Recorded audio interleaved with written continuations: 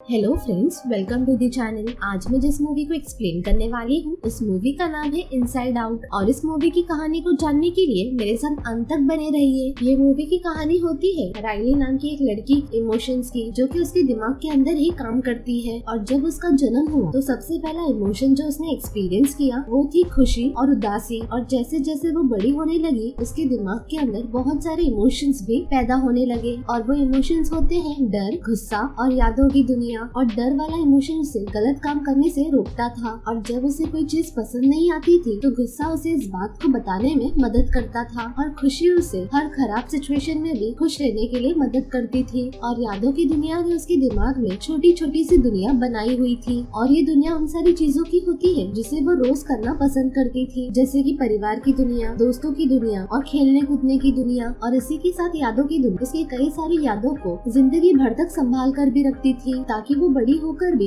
इन सारी चीजों को याद रख सके। और उसके बाद हम देखते हैं कि राइली अपने पुराने घर को छोड़कर एक नए घर में जा रही थी। और उसके दिमाग के अंदर के सारे इमोशंस को ये समझ नहीं आ रहा था कि वो राइली की कैसे मदद कर सकते हैं। और फिर उन इमोशंस की लीडर खुशी इन सारे सिचुएशन को देखती है और राइली को खुश रहने में मदद करती है। उसके घर में काफी ज्यादा परेशानियां होती है और इसीलिए वो उसकी यादों की दुनिया में से खेलने वाली यादें उसके सामने ले आती है। और खेलने की वजह से उसके पूरे परिवार का ध्यान कुछ देर के लिए उदासी से हट जाता है। और फिर किसी वजह से राइली के पिता को वहाँ से जाना पड़ता है, इसीलिए राइली उदास होने लगती है। और इसीलिए हैप्पीनेस उसे पिज्जा की याद दिलाकर दोबारा से खुश कर देती है। और हैप्पीनेस वाली इमोशन राइली को कभी भी उदास नहीं होने देती थी और ना ही उदासी को उसकी किसी भी यादों को छूने देती थी, क्योंकि सैडनेस इमोशन का एक टच भी उसकी पूरे यादों को सैडनेस से भर देता था। और फिर रात होने पर राइली की मदर राइली को पूरे दिन अच्छे से रहने के लिए शाबाशी देती है। और उसके बाद राइली सो जाती है और इसीलिए उसके दिमाग में अब मेमोरी की ट्रेन रुक जाती है और ड्रीम्स चलना शुरू हो जाते हैं, जहाँ पर हैप्पीनेस उसे दोबारा से सारी अच्छी मेमोरीज दिखाती है। और इसलिए सुबह होने पर हैप्पीनेस के इमोशन की वजह से राइली का पूरा दिन अच्छा जा रहा था और राइली अपने नए स्कूल में सब कुछ अच्छे से कर रही थी। और फिर गलती से राइली के इस टाइम को सैडनेस वाला इमोशन टच कर लेती है, जिस वजह से राइली को अपने पुराने स्कूल की याद आती है और अपने पुराने घर की भी याद आती है और वो इसीलिए रोने लगती है। और फिर हम देखते हैं कि दिमाग के अंदर खुशी उदासी को बहुत ज्यादा चिल्लाती है। और फिर जब हैप्पीनेस वाली इमोशन राइली की मेमोरी को ठीक करने के लिए जाती है तो गलती से ट्यूब में जाने पर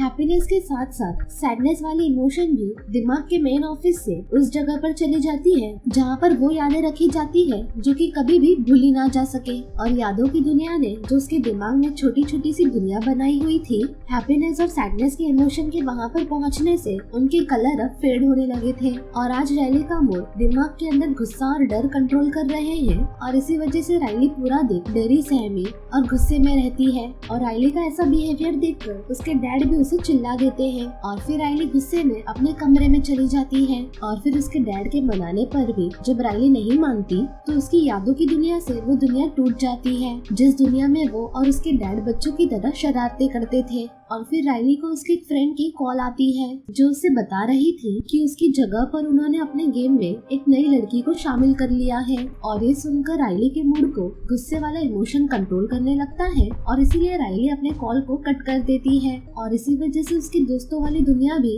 अब उसके दिमाग से टूट जाती है। और खुशी ये सब कुछ देखकर बहुत परेशान होती है और वो जल्दी से अपनी जगह पर वापस जाना चाहती थी, मगर वो रास्ता नहीं ढूंढ पा रही थी और इसीलिए वो दोबारा से अपने जगह पर नहीं जा पा रही थी। और तभी हैप्पीनेस के इमोशन को राइली के दिमाग में उसके इमेजिनरी वाला दोस्त मिलता है जो कि बिंग बोंग होता है। और वो काफी ज्यादा उदास था क्योंकि राइली अब उसके ख्यालों में उसके साथ नहीं खेलती है। और फिर हैप्पीनेस वाली इमोशन उसे अपनी प्रॉब्लम बताती है और फिर बिंग बोंग उसे हेल्प करता है उसके डेस्टिनेशन में पहुँचने के लिए। और वो दोनों राइली के दिमाग से होते हुए मेमोरी वाले ट्रेन तक पहुँचना चाहते थे, मगर उन दोनों के वहाँ पर लेट आने की वजह से वो ट्रेन वहाँ से चली गई थी। और वहीं पर बिंग बोंग ये ऑब्जर्व करता है कि राइली के दिमाग से वो सारी मेमोरीज टूटती जा रही थी जहाँ पर वो और राइली खेला करते थे, जिस वजह से वो काफी ज्यादा दुखी हो रहा था। और खुशी वाली इमोशन उसे खुश करने की कोशिश कर रही थी, मगर उसका कोई फायदा नहीं होता। और तभी सैडनेस वाली इमोशन उसके पास आती है और वो उससे बात करती है, उसके पास बैठती है और बिंग बोंग की सारी बातों को सुनती है। और ऐसा सब करने की वजह से बिंग बोंग को काफी अच्छा लग रहा था और बिंग बोंग का मूड भी अब काफी हद तक ठीक हो चुका था।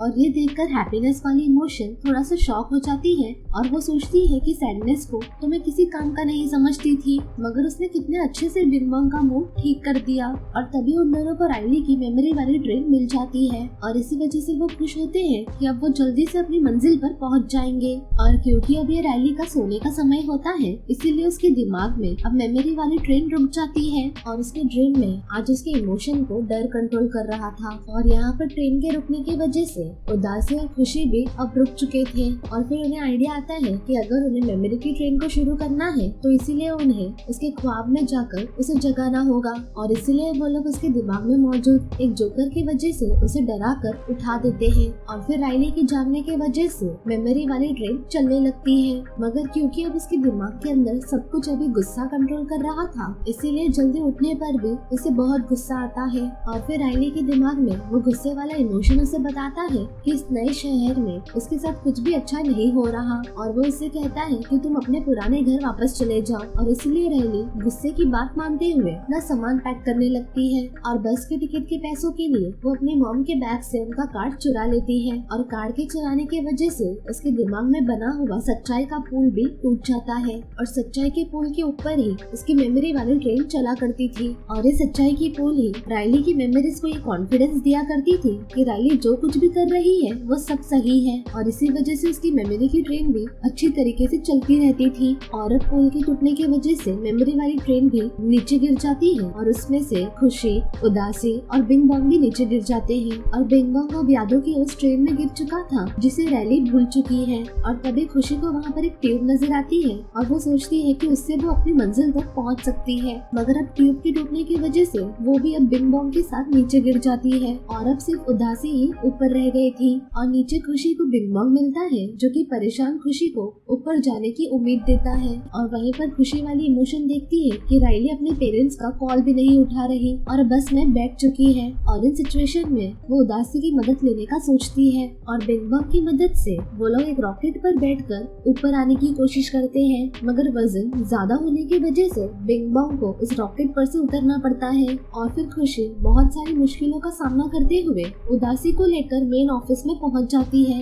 और अब उनके सामने एक नई मुसीबत आ जाती है। ऑफिस के अंदर जाने के लिए उसका शीशा नहीं टूटता और वहीं पर मेन ऑफिस में खुशी के सारे साथी उसे देखकर काफी ज्यादा खुश होते हैं, क्योंकि वो लोग जानते थे कि खुशी उनकी सारी गड़बड़ को ठीक कर देगी। फिर वहीं पर यादों की दुनिया उस शीशे को तोड़ने के लिए गुस्से वाले इमोशन को और भी ज्यादा गुस्सा दिलाती है और फिर उसके सर से निकलने वाली आग का इस्तेमाल करते हुए वो शीशे को जलाकर काट देते हैं। और फिर वो दोनों जल्दी से अंदर आते हैं और उसके बाद खुशी सारा काम उदासी को सौंप देती है। और फिर उदासी राइली के दिमाग से उन सारे मेमोरीज को निकालती है जिसे गुस्से ने उसे दी थी। और फिर वो उसको उसके फैमिली की अच्छी बातों को याद करवा के उसे बहुत ज्यादा उदास कर देती है। और फिर उदासी के इमोशन की ये सब करने की वजह से राइली जल्दी से उस बस को रोक देती है और उसे समझ आ जाता है कि वो सब कुछ गलत कर रही थी और इसीलिए वो जल्दी से अपने घर आ जाती है। और फिर वो अपने मॉम डैड से कहती है कि उसे सारी पुरानी चीजें याद आ रही है, उसे अपना घर, अपना स्कूल, अपने फ्रेंड्स सब कुछ याद आ रहे हैं।